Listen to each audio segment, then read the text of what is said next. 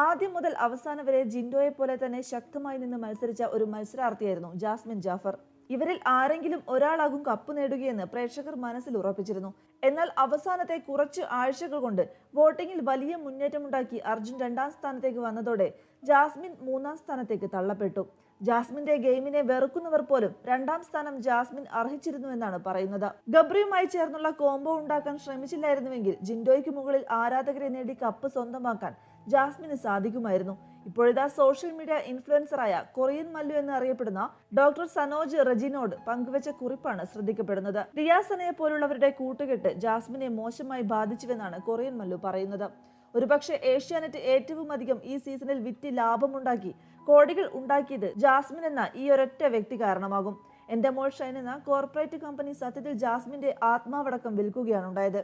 അവർ അവളുടെ ആത്മാവിനെയും പ്രബല വലയത്തെയും ഒരു ബിസിനസ് മനസ്സോടെ വിറ്റു.